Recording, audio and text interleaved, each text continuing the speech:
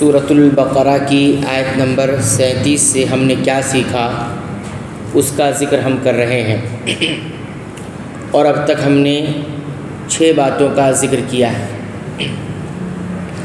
7ویں بات اس آیت کریمہ سے ہمیں یہ معلوم ہوئی کہ اس آیت میں ہمیں اللہ تعالیٰ کے 2 ناموں کا پتہ چلا کہ اللہ تعالیٰ کی 2 بابرکت اور مبارک نام ہیں۔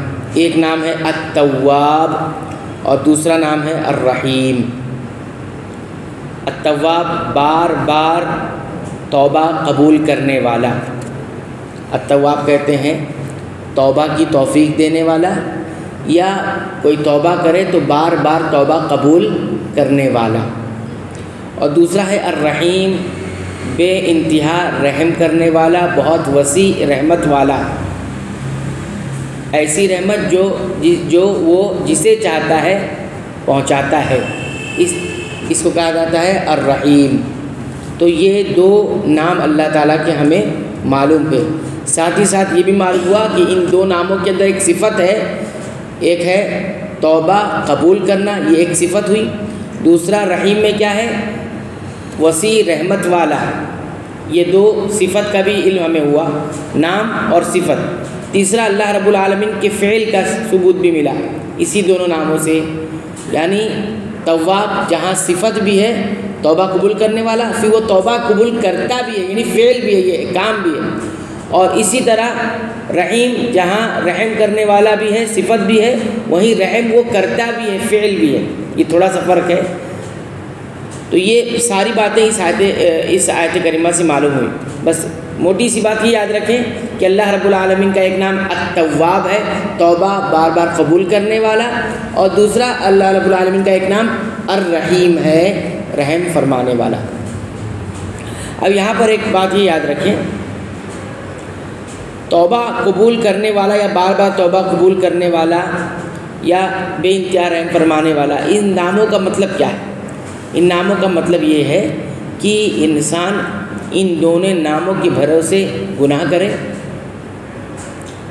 اور برائی کرتا رہے۔ جیسے کوئی انسان اس نیت کے ساتھ گناہ کرے، اس ارادے کے ساتھ کہ اللہ تعالیٰ تواب ہے، جب میں توبہ کروں گا اللہ تعالیٰ توبہ قبول کر لے گا، اللہ تعالیٰ توبہ قبول کر لے گا۔ یہ ایمان تو اچھی چیز ہے، لیکن اس ایمان اور عقیدے اور ارادے کے ساتھ گناہ کرنا یہ خطرناک ہے، یہ خطرناک ہے۔ انسان گناہ کرنے جا رہا ہے اور اس ارادے اور نیت کو لے کر کہ میں توبہ کروں گا، اور اللہ تعالیٰ تواب ہے، بار بار گناہ وہ توبہ کرنے کے بعد قبول کر لیتا ہے، تو اس لیے میں گناہ کروں گا، یہ خطرناک۔ علماء نے کہا یہ بہت بڑی خطرناکی ہے کہ توبہ کے اپنے، اور وہ بھی اپنے اوپر، کہ میں توبہ کروں گا اور اللہ قبول کر لے گا۔ تو بتائیے وہ کام جو انسان اپنے اختیار میں لے رہا ہے، اپنے بھروسے پہ کر رہا ہے، ہاں، اور پھر گناہ کر رہا ہے کہ میں توبہ کروں گا۔ آپ کو اس بات کا علم ہے کہ آپ واقعی میں توبہ کریں گے؟ آپ کو توبہ کرنے کی مہلت ملے گی؟ یہ ایک، یعنی آپ گناہ میں پڑنے جا رہے ہیں اس نیت کے ساتھ کہ توبہ کروں گا، تو کیا واقعی آپ توبہ کر لیں گے؟ آپ کو مہلت ملے گی؟ ایک چیز یہ کہ مہلت ملے گی، کیا آپ کو وہ ماحول، وہ تربیت آپ کو مل جائے گی جس سے آپ توبہ کرنے لگ جائیں گے؟ ایک چیز یہ اپنے اوپر اس نے بھروسہ کر لیا، ٹھیک، ایک یہ چیز ہو گئی۔ پھر اس کے بعد یہ ہے کہ توبہ قبول، اب توبہ آپ نے کی، ہو سکتا ہے ایسے وقت میں توبہ قبول کری جبکہ توبہ قبول نہیں ہو رہی ہو، توبہ کا وقت ختم ہو جائے۔ تو علماء نے یہ کہا کہ توبہ کی نیت سے گناہ کرنا یہ بڑا خطرناک ہے۔ ہاں، یہ تو اس طرح کی بات ہوئی کہ میں زہر پیوں گا، زہر مجھے مارے گا نہیں، نقصان نہیں پہنچائے گا، اس نیت کے ساتھ ہوگا ایسا کیا؟ نہیں۔ اسی طرح اللہ بہت غفور ہے، بہت معاف کرنے والا ہے، بخشنے والا ہے، بس اس نیت کے ساتھ انسان گناہ کرے، پھر توبہ کی بات ہوگی۔ یہاں پر غفور ہے اللہ تعالیٰ، رحیم ہے، بہت رحم فرمانے والا ہے۔ علماء نے کہا یہ بہت بڑی جہالت ہے کہ اللہ تعالیٰ کو غفور جانتے ہوئے اور رحیم مانتے ہوئے انسان گناہ کرے۔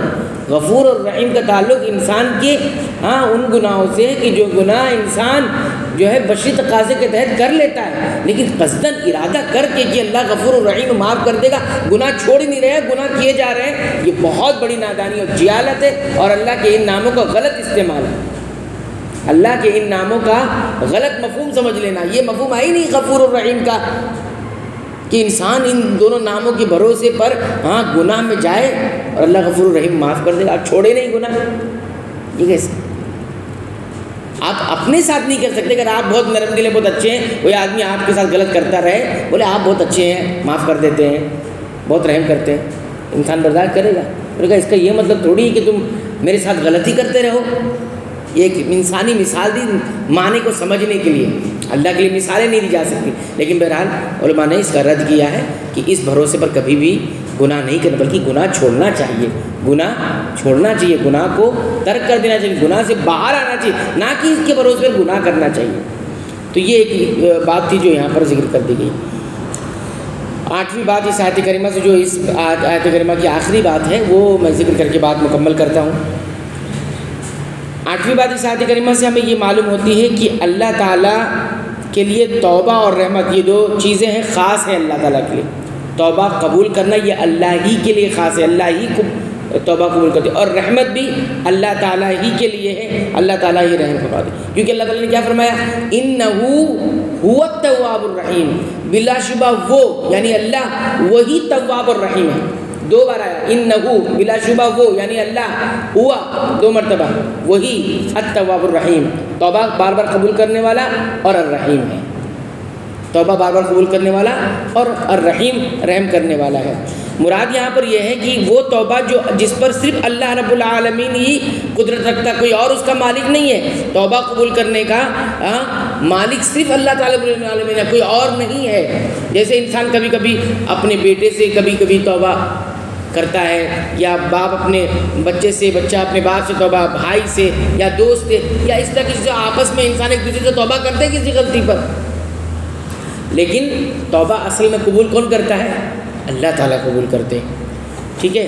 وَمَن يَغْفِرُ الذُّنُوبَ إِلَّا اللَّهُ، دعاؤں میں آپ اکثر پڑھتے ہوں گے وَمَن يَغْفِرُ الذُّنُوبَ إِلَّا اللَّهُ، کون ہے اے اللہ، کون ہے جو تیرے علاوہ کوئی اور گناہوں کو بخشے؟ اصل بخشنے والی ذات تیری ہی ہے، کوئی معاف کر دے یا نہ کر دے، لیکن تو اگر نہیں معاف کرے گا تو کوئی اس کی معافی کا کوئی مطلب نہیں، اور اگر کوئی معاف نہ بھی کرے تو معاف کر دے تو یہ ہوگی بات۔ تو وَمَن يَغْفِرُ الذُّنُوبَ إِلَّا اللَّهُ، یہ جاننا چاہیے کہ اللہ رب العالمین کی خاص صفت ہے تواب۔ اسی طرح رحمت بھی کہ وہ صرف اللہ رب العالمین کے لیے ہی خاص ہے۔ جہاں تک رحمت اللہ مخلوق کی بات ہے، یعنی ایک دوسرے سے رحم کرتا ہے انسان ایک دوسرے کے ساتھ، یہ بھی ثابت ہے، لیکن اللہ رب العالمین کی جو رحمت ہے وہ خاص رحمت ہے۔ اللہ کے رسول صلی اللہ علیہ وسلم نے فرمایا الراحمون یرحمہم الرحمن، رحم کرنے والوں پر اللہ رحم فرماتے ہیں۔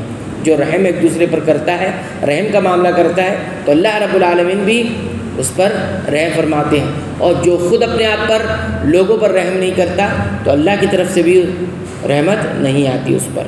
بہرحال یہ کل 8 باتیں تھیں جو سورہ بقرہ کی آیت نمبر 37 سے ہمیں معلوم ہوئی۔